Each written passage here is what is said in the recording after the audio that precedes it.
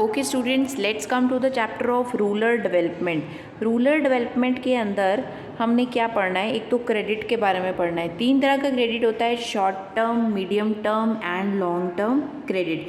तो जो क्रेडिट 1 साल नहीं 15 महीने तक का होता है उसको हम शॉर्ट टर्म में डाल देते हैं। 15 महीने से 5 साल तक का क्रेडिट मीडियम टर्म की कैटेगरी में आता है, और 5 साल से ज़्यादा का क्रेडिट जो कि 15 साल तक लगभग चले जाता है उसको लॉन्ग टर्म की कैटेगरी में डाल दिया जाता है। फिर आता है productive and non productive credit. Productive credit वो होता है जो एग्रीकल्चर के लिए लिया जाता है, मतलब प्रोडक्शन बढ़ाने के लिए लिया जाता है, और अनप्रोडक्टिव क्रेडिट वो होता है जो हम एग्रीकल्चर के लिए नहीं लेते, वो हम शादी, घर में फंक्शन, रेनोवेशन इसके लिए लेते हैं, उसको हम अनप्रोडक्टिव क्रेडिट कहते हैं। ये रूरल एरिया के पॉइंट ऑफ व्यू से बता रही हूँ। अब सोर्सेज क्या क्या होते हैं हमारे रूरल क्रेडिट के? तो सोर्सेज हमारे 2 तरह के होते हैं, एक होते हैं नॉन इंस्टीट्यूशनल सोर्सेज और एक होते हैं इंस्टीट्यूशनल सोर्सेज। इंस्टीट्यूशनल होते हैं जो बैंक्स हो गए, रीजनल रूरल बैंक, सरकार हो गई जो लोगों को पैसे देती, कोऑपरेटिव सोसाइटी हो गए, ये सारे इंस्टीट्यूट्स, ठीक है। नॉन इंस्टीट्यूशनल वो होते हैं जिनके पास कोई ऐसे बिल्डिंग नहीं होती, कोई कुछ नहीं, वो वैसे ही लोन देते हैं, जैसे मनी लेंडर्स होते हैं। मनी लेंडर्स ऐसे कोई भी लोग जिसके पास पैसा ज़्यादा होता है वो दूसरों को लेंड करने लग जाता है और उनसे high rate of interest charge करता है।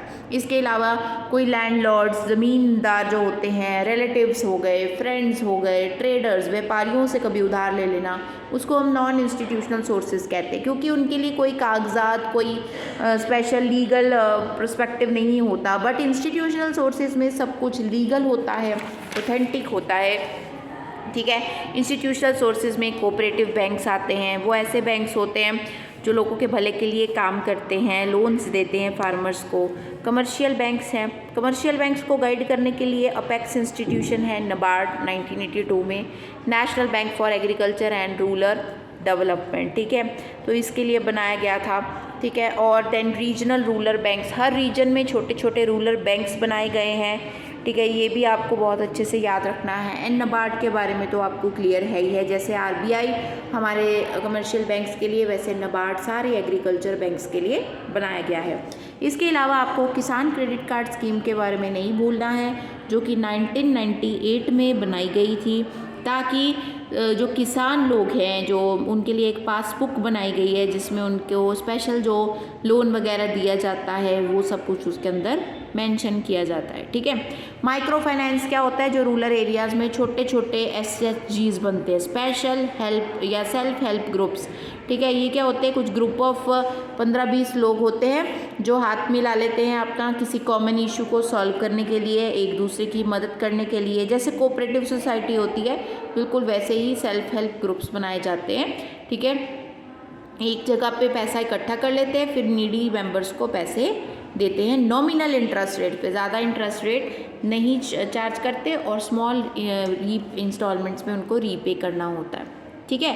तो अब यहाँ पे प्रॉब्लम क्या है? रूरल क्रेडिट की प्रॉब्लम ये है कि ज़्यादातर लोग इंस्टीट्यूशनल क्रेडिट नहीं लेते, वो दूसरे, क्योंकि वो अनपढ़ता है, इलिटरेसी है, वो विश्वास नहीं रखते, कागज़ों के चक्कर में नहीं पढ़ना चाहते, ठीक है। अब वो कहते कोऑर्डिनेशन भी नहीं है, काफ़ी सारे इंस्टीट्यूशन फार्मर्स के साथ कोऑर्डिनेट नहीं करते, ठीक है, उनकी प्रॉब्लम को नहीं एनालाइज करते, लॉन्ग पेपर वर्क की वजह से वो नहीं लेना चाहते लोन, ठीक है। अनइक्वल डिस्ट्रीब्यूशन, कहते स्मॉल फार्मर्स को नहीं मिलता लोन, रिच फार्मर्स को लोन मिल जाता है, ये भी गलत बात है, ठीक है।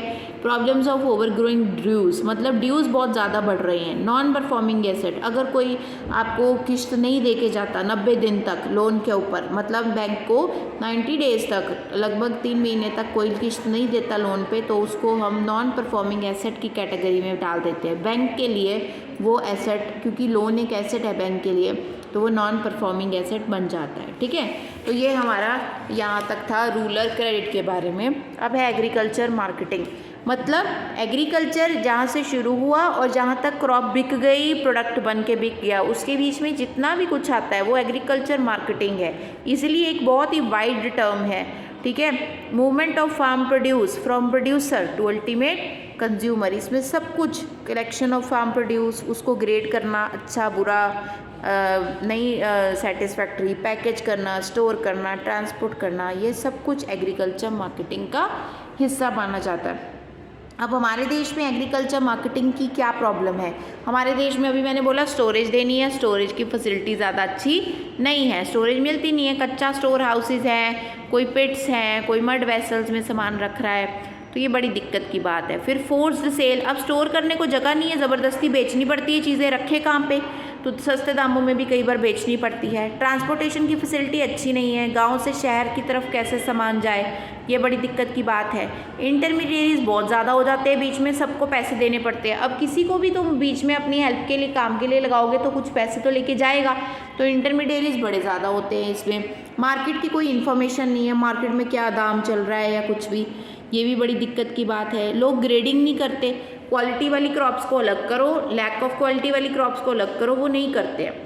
इंस्टीट्यूशनल फाइनेंस नहीं है लोगों के पास, ठीक है, ज़्यादातर लोग दूसरा ही अभी भी ले रहे हैं जिस पे high rate of interest charge किया जाता है। और फार्मर्स हमारे देश में एकजुट नहीं है, वो दलाल्स के हाथों एक्सप्लॉइट किए जाते हैं, तो ये भी बड़ी दिक्कत की बात है।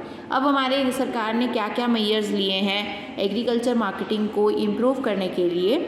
उन्होंने सबसे पहले तो रेगुलेटेड मार्केट्स बनाई हैं। रेगुलेटेड मार्केट्स ये होती हैं वो वाली मार्केट्स जो रूल्स एंड रेगुलेशंस बताती हैं, जो गवर्नमेंट के कंट्रोल में होती हैं, ताकि कोई भी मॉल प्रैक्टिसेस ना हो सके मंडी के अंदर, जैसे किसी को ज़बरदस्ती सस्ते दामों में सामान लेना, कुछ भी, ठीक है। नेशनल एग्रीकल्चर मार्केट बनाई गई है ई नाम।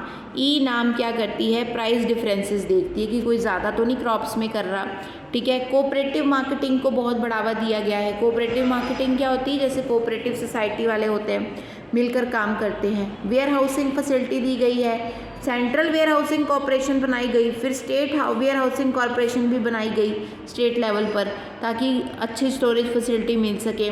ग्रेडिंग और स्टैंडर्डाइजेशन, जैसे एगमार्क लगता है प्रोडक्ट्स के ऊपर, ये ग्रेडिंग के थ्रू लगता है। जो अच्छे प्रोडक्ट्स होते हैं उनको एगमार्क दिया जाता है। 1937 में ये बनाना शुरू किया गया था।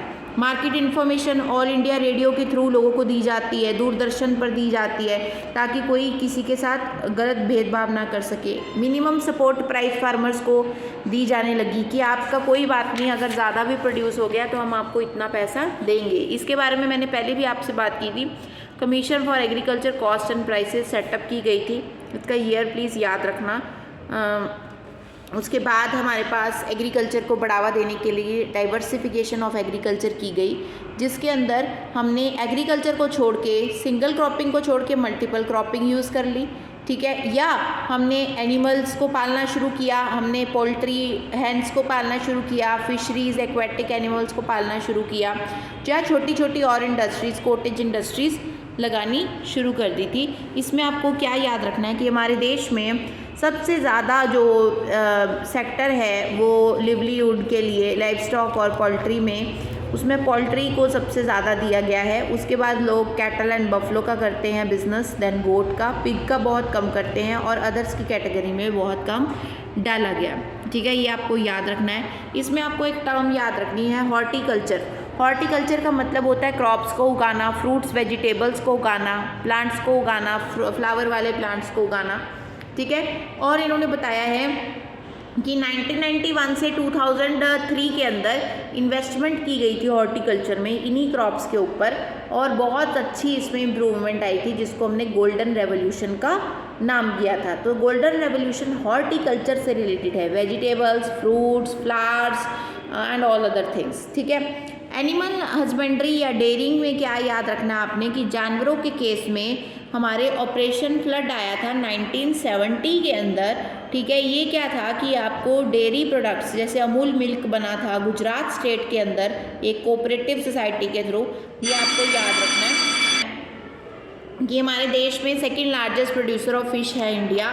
फिशरी की बहुत अच्छी प्रोडक्शन होती है। जब ऑपरेशन फ्लड आया था, जिसको हम वाइट रेवोल्यूशन कहते हैं, वो किसकी हेल्प से आया था? वर्गीज़ कुरियन की हेल्प से आया था, ठीक है। उन्होंने बहुत ज़्यादा एफर्ट करके डेयरी प्रोडक्ट्स को इन्हेंस करने की कोशिश की थी हमारे यहाँ पर, ठीक है। देन आपको इसके अलावा इस चैप्टर के अंदर कुछ और याद करने की ज़रूरत नहीं है बिसाइड्स माई नोट्स।